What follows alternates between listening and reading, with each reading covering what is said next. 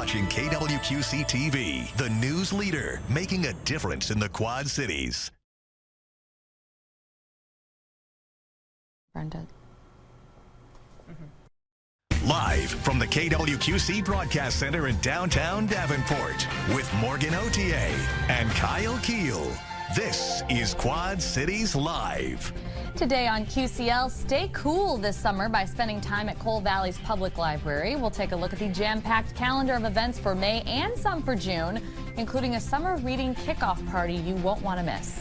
Plus, details on the next workshop in the Handy at Home series, how residents are getting the tools and the confidence to tackle minor home repairs themselves. And later, a live performance from Grania Hunt, an Irish singer and songwriter on tour in the U.S., who's making a quick stop for a performance in our area.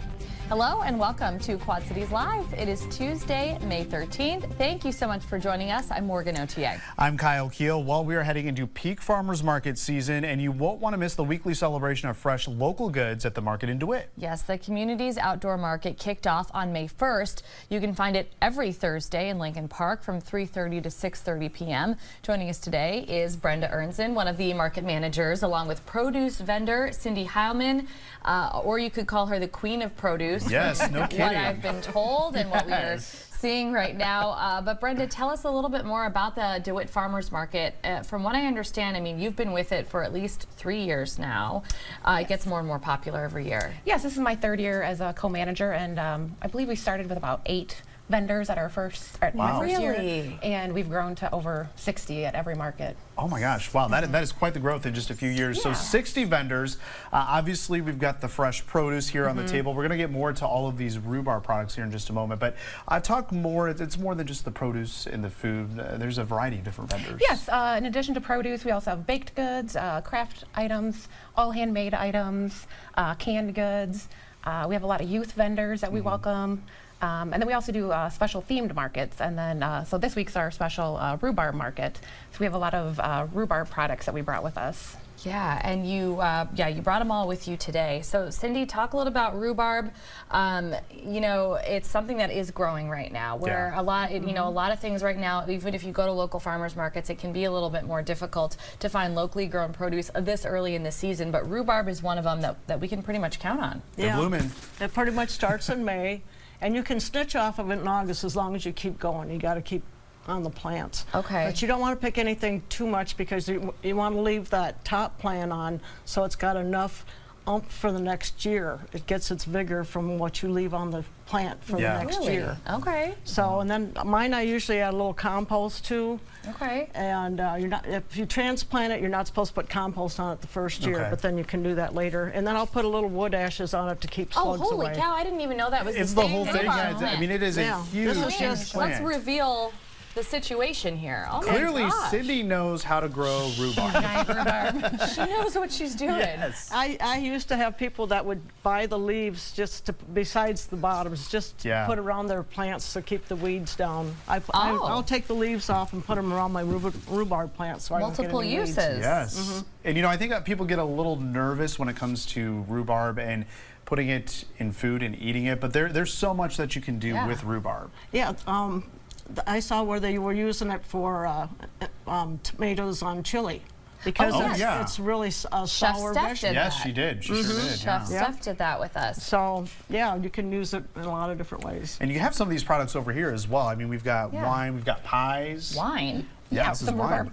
Wine from... I've had it before. It's very good. It's good? It's very good, Oh, my gosh. Yeah, they'll be joining us this week. It's from a winery from Maquoketa, Iowa Grapevine. Great, yeah. Yep, that's awesome. Okay, and what else did you bring here today? So we have a lot of different varieties of jam. Those are from Barb's Garden and Pantry. They have 6 varieties. There's another one down here. Okay.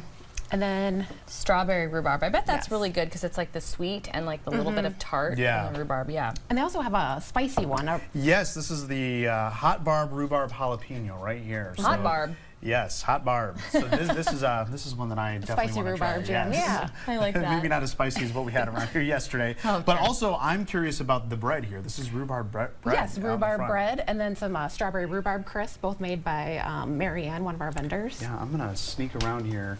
gonna try a piece of this. You're gonna try it? Okay, I'm gonna fine. try I'm the gonna bread, try the yeah. pie. So The rhubarb you pie's talked good, about too. theme weeks. So this is the Rhubarb Romp on this Thursday, which I love how you titled it and everything. It's really fun. The alliteration. Alliteration, yes, it's very cool. So that is happening this week. You also have food trucks out there. You have plenty for the kids to do as well. You guys make sure there's activities for kiddos. Yeah, so every week we have a book giveaway table in the center of the park where kids can come every week and grab a free book.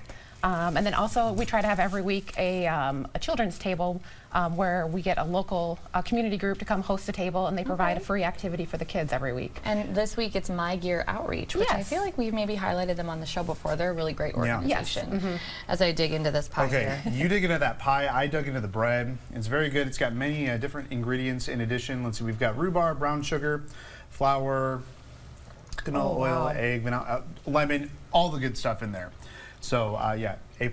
Who made this? UCC Meal Crews, the church group in DeWitt, and they'll Very be nice at job. the next 2 markets. This is some talent. Yes. Well, speaking of the next 2 markets, of course, this Thursday we've got the Wow. rhubarb romp, but next Thursday, very special as well because yeah. it's Spring Pet Day. Yes.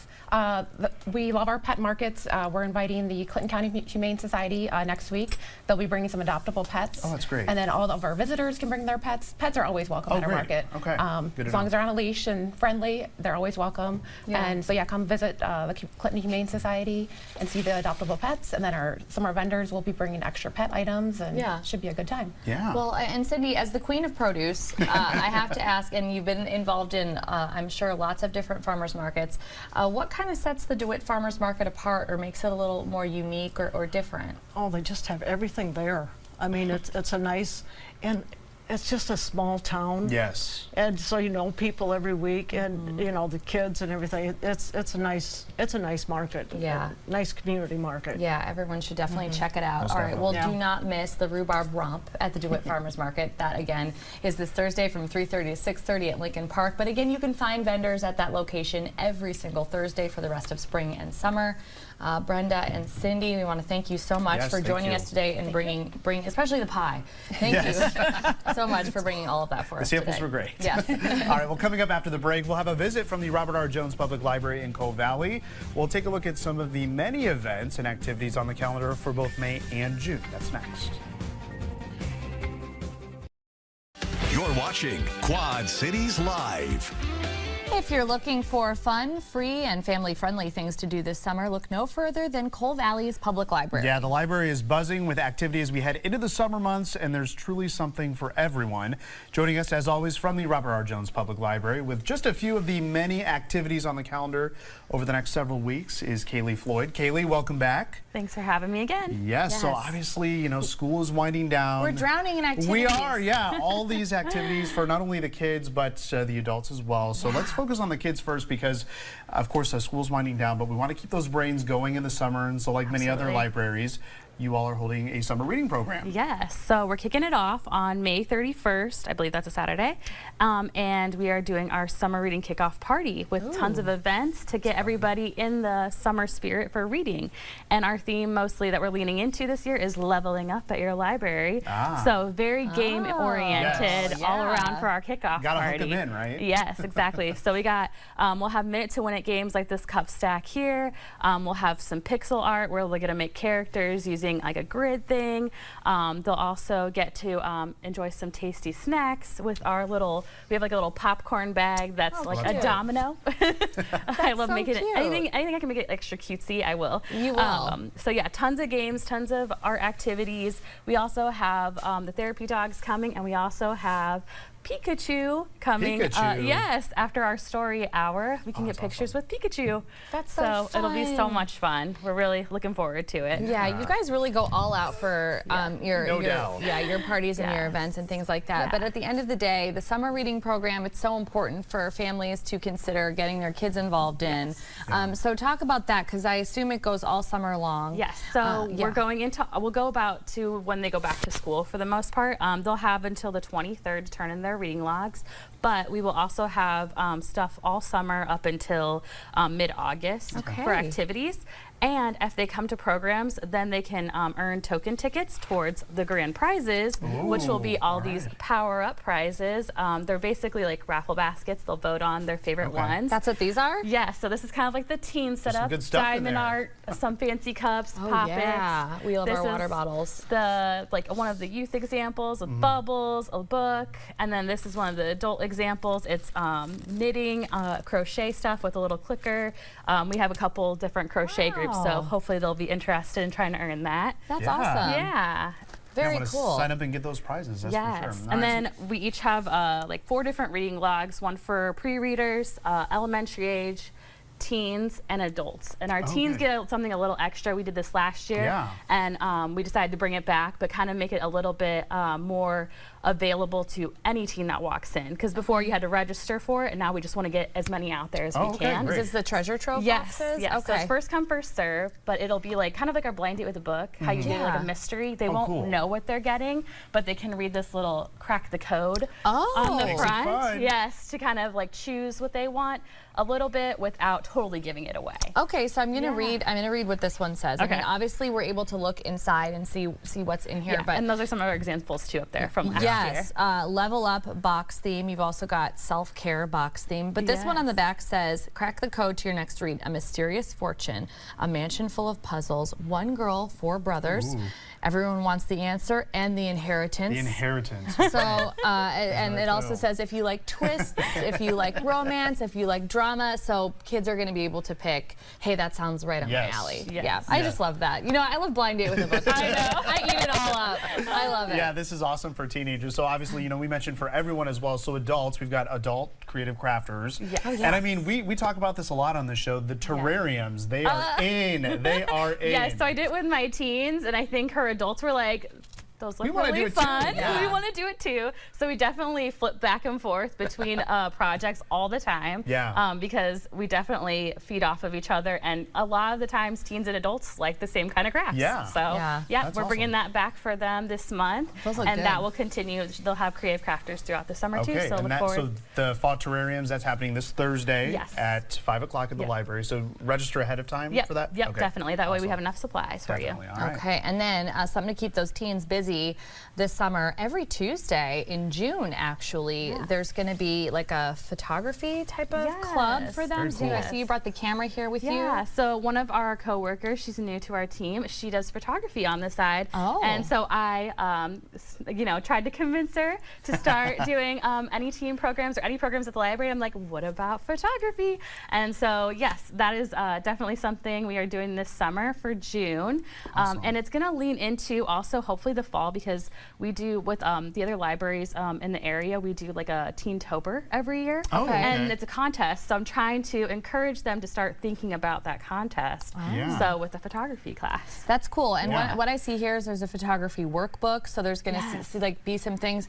So I have like sort of a nice camera that I got as a gift like a number of years ago, but I don't know what everything means on it. So when you Yes. talk about like shutter speed and like all the Yeah. different Absolutely. things, this is a great opportunity to learn that at a younger age. Oh yeah, definitely. Instead And of we being encourage them to old. bring their own materials too. Yeah. We'll have some cameras available, but just anything that they feel comfortable using, Okay. and we'll work with them on what best to use their tool, and Okay. also how to help them just have a good eye for photography. Wonderful. All right, so Yeah. definitely looking ahead to June there. Also, you're teaming up with the Figgy Art Museum for Yes. an art class coming up in June as well. We love working with the Figgy. So Kelsey from the Figgy is going to come in June to do her art class. She usually does it like an art history. So she'll talk about a certain artist and their techniques, and then Oh. she'll do a hands-on activity with the kids. And that one's pretty open. It can be range from like 1st grade to 8th grade. Oh, cool. So we can definitely get a lot of people in there for that class. All right, so that's happening June 13th. That's a Friday at 2 o'clock in the afternoon, so be sure to register ahead of that. Kaylee has provided us with a lot coming up, and there's probably even more that we didn't yes. even touch on. But if you want to update on those events that are happening, you can follow our Robert R. Jones Library on Facebook. You can also get signed up for the Summer Reading Program Kickoff Party by heading to robertrjoneslibrary.org/events. And of course, we'll have all this information on our website as well, kwqc.com. Kaylee, as always, thank you so much. Thank Thanks you. for having me. This is great. Thank you very much. Still to come on QCL, installing fans, switches, and plugs. Details on the next topic in a popular workshop series showing homeowners how to improve their property maintenance skills. Quad Cities Live continues. You don't need to be a professional to tackle basic home repairs. That's because the Handy at Home Workshop Series is empowering people with practical, hands-on skills, making DIY fixes a little bit less intimidating. Here to tell us all about the next workshop in this series is Jan Stouffer from the Butterworth Center and Dear Wyman House. Jan, welcome back. Hi, thank you. Thanks for being here. I love each of these topics every single time. I find it very interesting. This next one is called Wired for Success. So I think I can guess, but tell us a little bit more about what we're learning at this workshop. We're learning about electricity. Okay, so we're talking pretty basic electric skills. Very basic electric skills. Okay. Number one, how to turn off the power. Okay. Before you do anything. Something we should all know. Right. You know what though? I know I talk about this every time you're on, but like common sense is not necessarily with all of us when we're like doing something new or dealing with something, and turning off the power isn't something that people necessarily think of. Like even when we have to change a light in the studio, we all have to go and think to ourselves, no wait, we got to turn them all off before we can work on any of these lights. So I mean, I joke around, but that is an important thing to understand as you're getting into this. And electrical, anything like that, it can be scary, it can be intimidating, unlike a lot of other projects. It is. I think electricity isn't maybe as straightforward as putting an anchor into a wall, or we all have a sense of how water comes into our house and how gray water and sewage leaves our house, but electrical is really a mystery. And so, and there's some things that are somewhat expected for homeowners to know how to do, like install a ceiling fan. Right. And then there's other also simple projects that a professional could do, but if you don't have to pay the professional to install a switch or an outlet, and you can learn how to do it yourself, you know, after you turn the power off, then start there. Then these are pretty straightforward things, and it could save you a service call. I would like to go to this. I had somebody come and install a switch for me, at least move a switch for me. I needed to have somebody come and help me with the ceiling fan, because when it comes to little wires and attaching them and things like that, just all of a sudden gets scary to me. I'm like, this is science. I could hurt myself. Yeah. I shouldn't do this. It's like you know enough, but not enough. Right. You know a little bit too much in some area about the danger, but not enough in how to prevent any harm coming to either you or your home. Yes. Okay. So we are seeing some photos right now of some workshops that you've had in the past. So I'm assuming, you know, along with turning the power off before you start working, I mean, these folks are going to learn some basic safety things as well, which again, for some people may come naturally, may be obvious. For many of us, it is not so obvious. So, you know, those are all good things to know going into maybe a little bit of an electrical DIY project. I think there's a little bit of having enough knowledge and confidence to start the project, but also being humble enough and knowledgeable enough to know when to stop and hire somebody to come in and provide some assistance. So if you were comfortable starting a project and you get halfway through and you're like, you know what, not comfortable. I bit off more than I could chew. Right, maybe this is bigger than I thought it was. Then we help you know when to identify that so that you can hire the professional to come in and finish the project, and then maybe you can finish it up at the end. You know, take it. Let the professional do the tricky code stuff, and then you take over the rest. Well, and it also helps people speak to professionals, so you will be able to identify what you are you know, wanting at the end of your project, but also how to articulate that to an electrician, or in, you know, in another sense, a plumber. I mean, you guys have done all different types of workshops here. So with that said, I want to kind of ask, now that you're kind of nearing the end of this workshop series, how's it been going? And what's been really like the ultimate goal in hosting all of these workshops for community members? You know, it's been going really well. We've had a lot of people coming back. They like what they're learning. They're able to take what they're learning in the workshop and apply it. They're bringing those stories back to us. We're hearing people say, I had enough confidence to tackle this project I've been putting off, but because of your advice and your help, I felt comfortable doing it. I did it. It works. Everything is easy, fine, no problem. And now I'm ready to learn a little bit more about a different system. So that's been really exciting. And because these are folks who are coming back, they know now to come back with questions. So we can sort of tailor the workshops to really address what they're particularly interested in.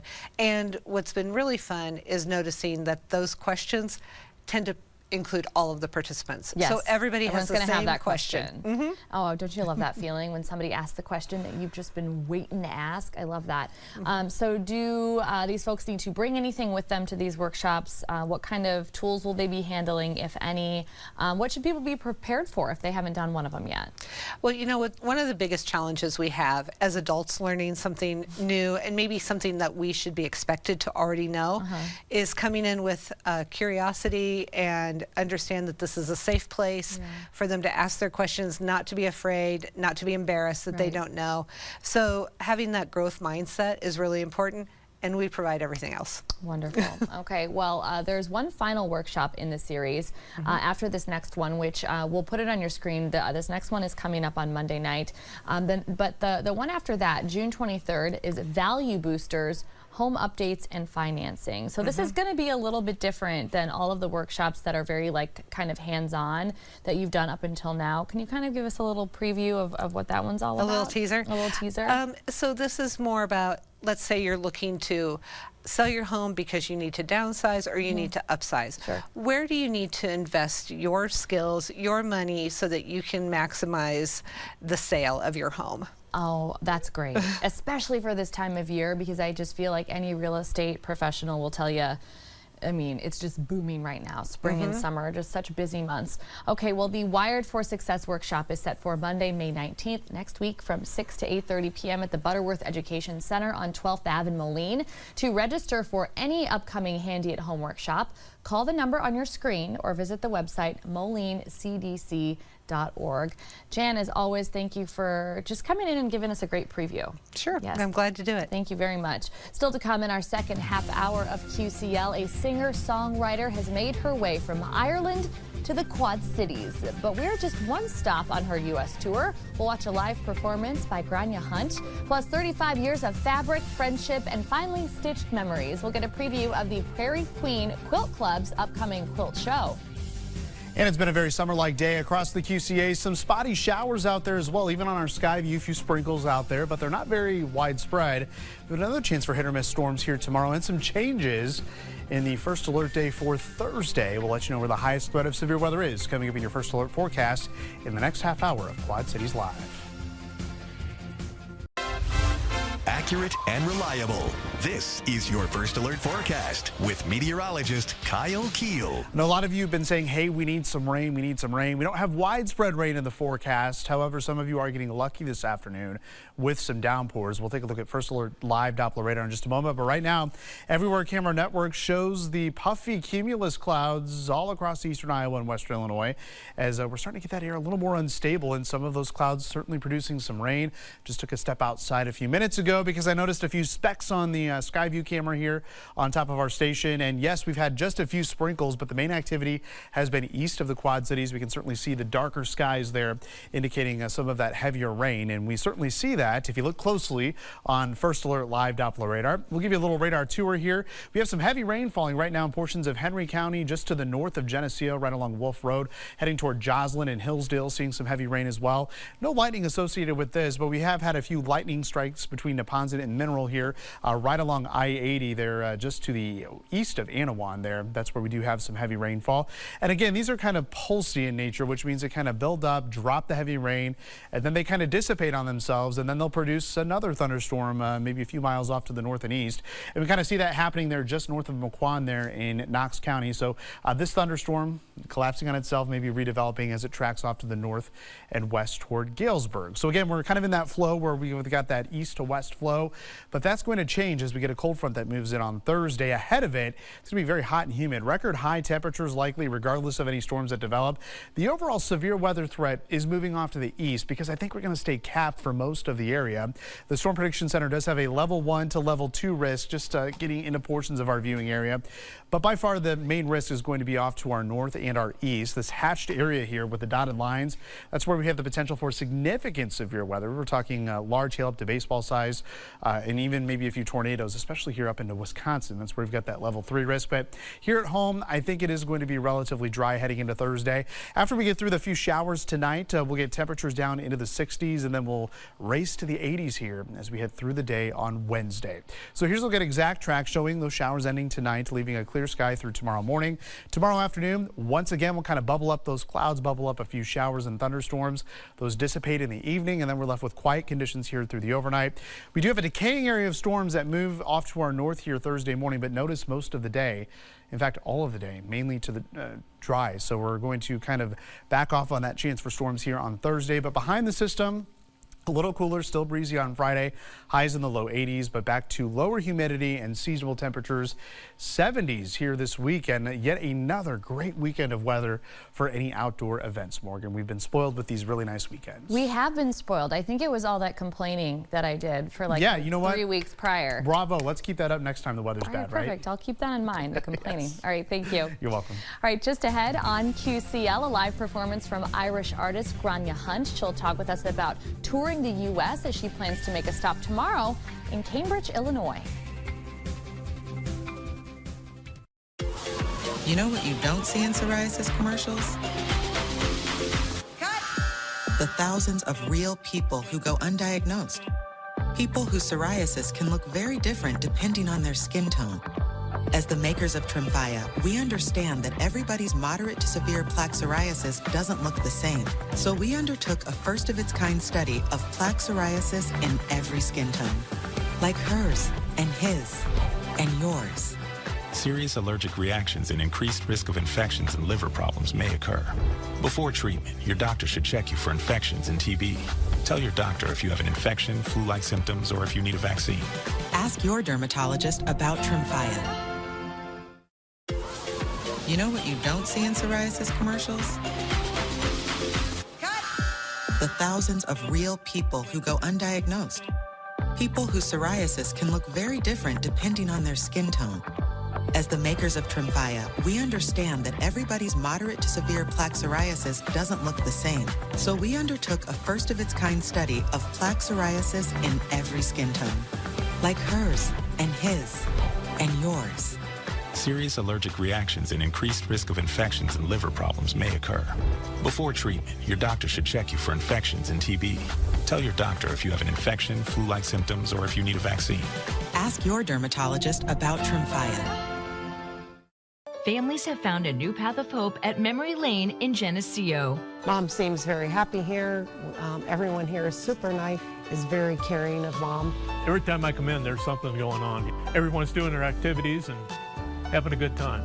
Getting exercise, having medications at a consistent time has really improved her health. It's just fantastic. I mean, that's helped her 100%. Experience your own path of hope in Memory Lane at Liberty Village of Geneseo. Hi, I'm Jenna Jackson. And I'm Dustin Nolan, and we're inviting you on a holiday vacations tour. Join us October 3rd through the 11th as we explore Yosemite and coastal California. We'll visit iconic landmarks in San Francisco, indulge in the farm-to-fork culture of Sacramento, discover the geological wonders of Yosemite National Park, and admire the marine life in Monterey Bay. Visit holidayvacations.com, keyword quad to request a brochure, to watch a travel show, and to book this tour.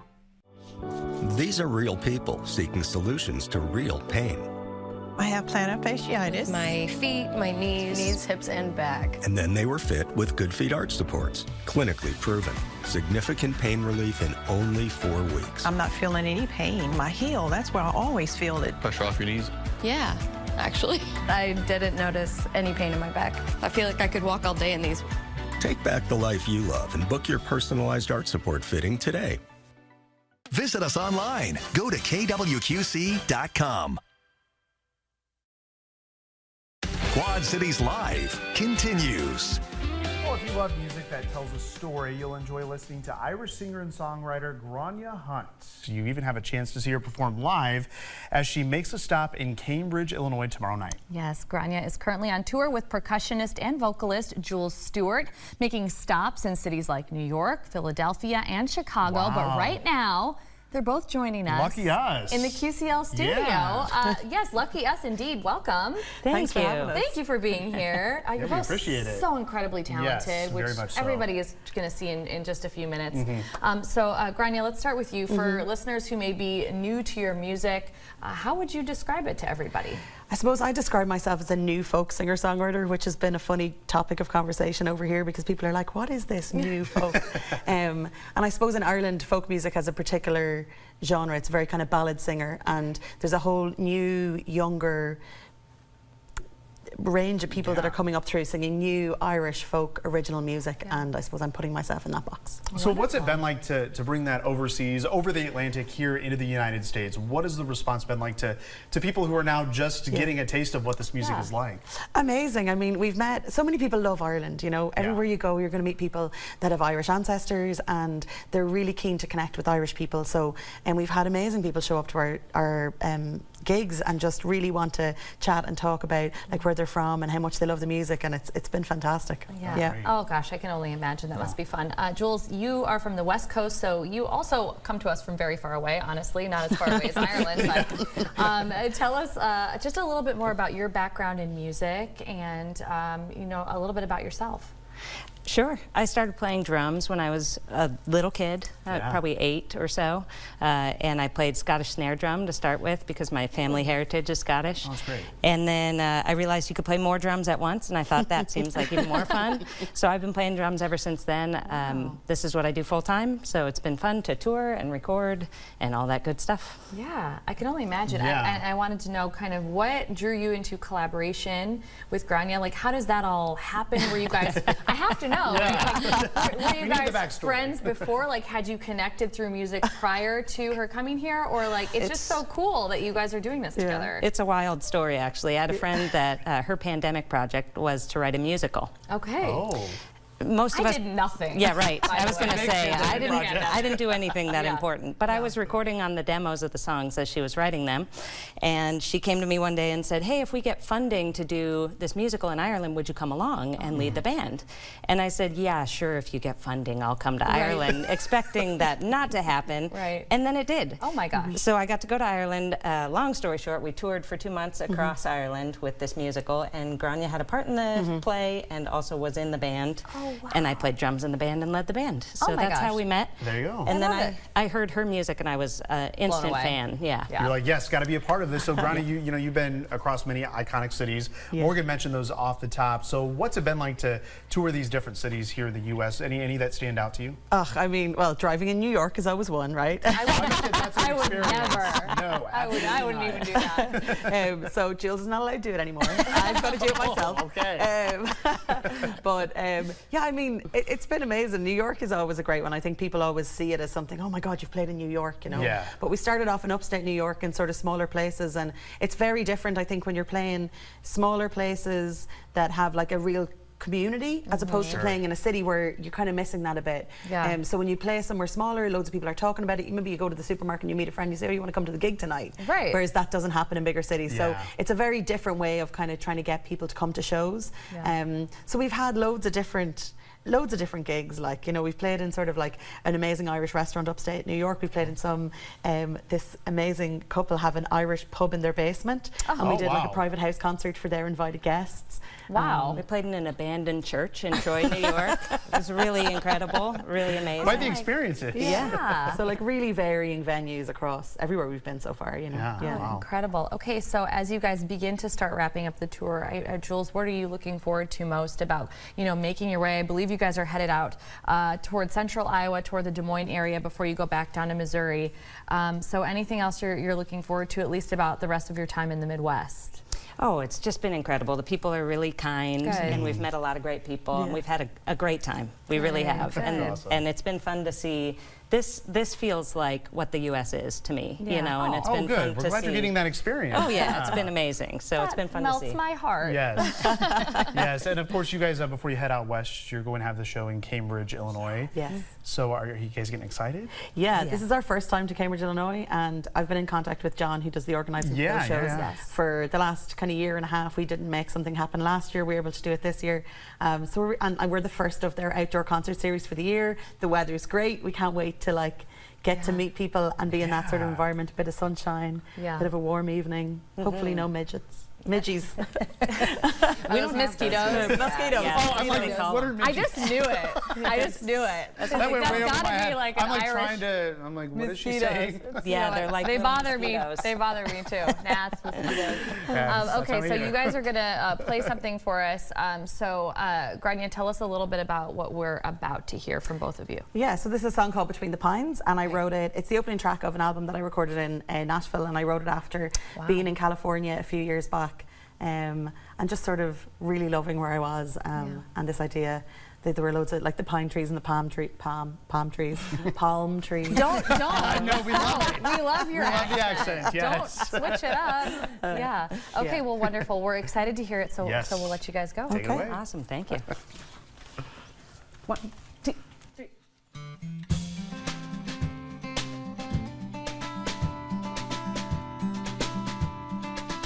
I'll take the freeway where it leads me, over rivers and desert lands. Drive 40 miles to get 1 mile high, to rest between the pines, with California on my mind.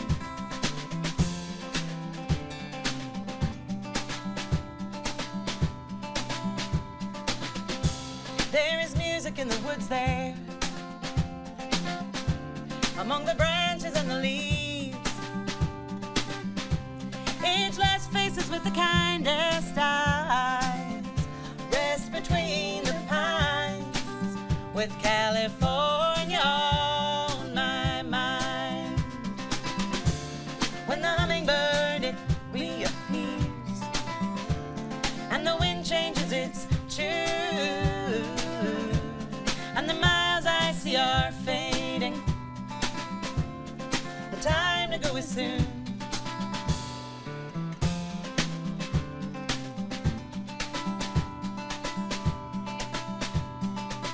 Up where the air is thin and clouds are few, we are gathered for to sing out to the trees and to leave our songs, to rest between the pines, with California on my mind. When the hummingbird it reappears, and the wind changes its tune, and the miles I see are fading, the time to go is soon. Past the pines and back again, an eclipse in your eyes. Blue and green are always seen. Look up in Idlewild. When the hummingbird it reappears, and the wind changes its tune, and the miles I see are fading, the time to go is soon. The time to go is soon. The time to go is soon, with California on my mind.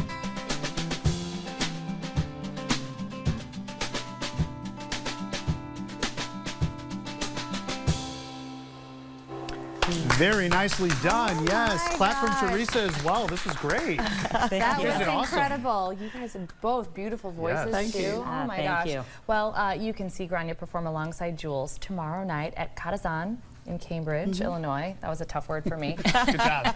A potluck and social hour start at 6 p.m. This show itself starts at 7. It's going to be a fabulous time. For tickets, visit Crossroads Cultural Connections at the website. We'll have it on your screen. It's xroadscc.org/events, right there on the bottom row.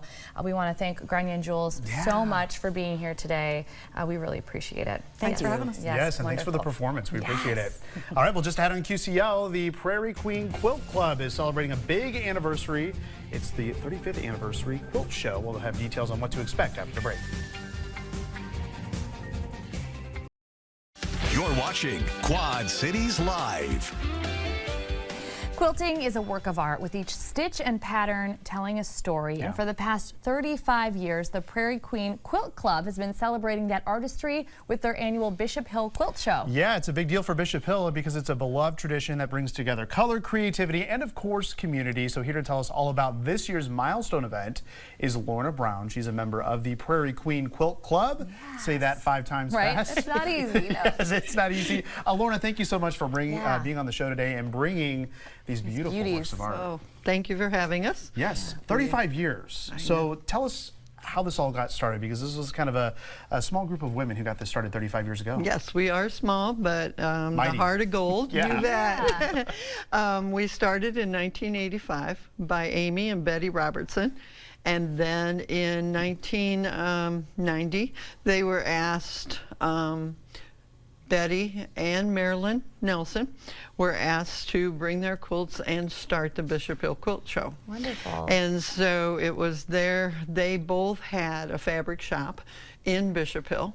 And so they took it on with their husbands, who were very supportive. They built the racks, which we still use today. Yeah. And all the tradition that went with it, we're still doing it. I love that. 35 years later. Yes. 35 years of tradition. But what is very cool is that I'm assuming it's grown, it's changed over those 35 years, because you know, it's lasted this long. How do you think that that has happened? I mean, not much these days goes on for more than 3 decades, and it's really a beautiful thing that this has been able to do that. These ladies enjoy the art of quilting. That was our purpose that Amy and Betty both were striving for, is to continue that art and get the community involved, which we do through our charities. Over the last 6 years, we have done a charity every year, and this year it's for the Grow Ministries, which is the foundation or ministry that helps ladies who are homeless, abused, or part of human trafficking. So they have 12 beds that are part of their program, and we're excited that we're making a twin bed for all those 12 beds. So we're up to 11, and this is one of them that we're showing here today. This quilt here? Yes. Oh wow, and it's beautiful. Isn't that pretty? Yes. Yeah. And so once they graduate, we're making a couple extras so they can take it to their new apartment or house. Oh my gosh. So that is one of the charities. Profit from our quilt show goes monetary donation to the Grow Ministry as well. Wonderful. And then the ladies do a charity day in March. In fact, we've increased it to 2 because we make so many. Oh, good. These 2 that I'm showing, one is the adult size, and the other is kid size. These are hedgehogs. Oh, and that's cute. so, that way they can have them in the Henry County Sheriff's cars. So when they come upon an accident or a trauma, the people that are involved can have something to comfort them. Something comforting. So that is incredible. Yes. Well, let's talk more about the show that's coming up this weekend. So obviously it's in historic Bishop Hills. So where at Bishop Hills is this happening? In the Colony School. Perfect. So perfect. Yes. So let's talk about what people can expect. It's May 16th and 17th, 10 to 4. We've got May 18th from 10 to 3. You know, you get a chance to not only see these beautiful quilts, but if you haven't been to Bishop Hill in a while, you can explore the historic village. Yes, yes. And we have we try and strive, and so far I got told today we do have 100 quilts registered and ready to show. And we also have a raffle quilt, which is the one behind me. Here, Sorry.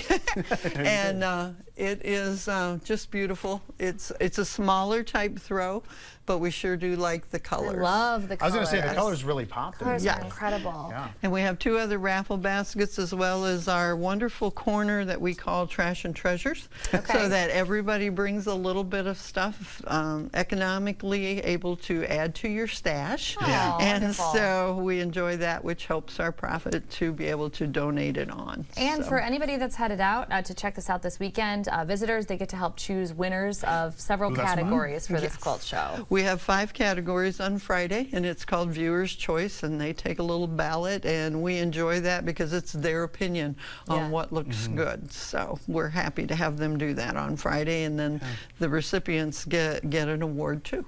Okay, well that is wonderful. Yes. All right, well we want to put that information up for everybody because obviously there's so many good things happening in Bishop Hill this weekend, and you guys are doing so much good for your community, your county. 35th anniversary quilt show at Bishop Hill Colony School. It runs Friday, May 16th through Sunday, May 18th. The hours, as Kyle mentioned, 10 to 4 on Friday and Saturday and 10 to 3 on Sunday. Admission is just $5. Lorna, thank you so much for being here today. You're just a wonderful spokesperson for what sounds like a great event. It's been a passion for, well, I've been in it since 1985 when we started. Good for you. So awesome. Well, thank you so much, Lorna, and thank you so much for watching today. Yes, your News at 4 with Sharon is up next. We'll see you back here tomorrow.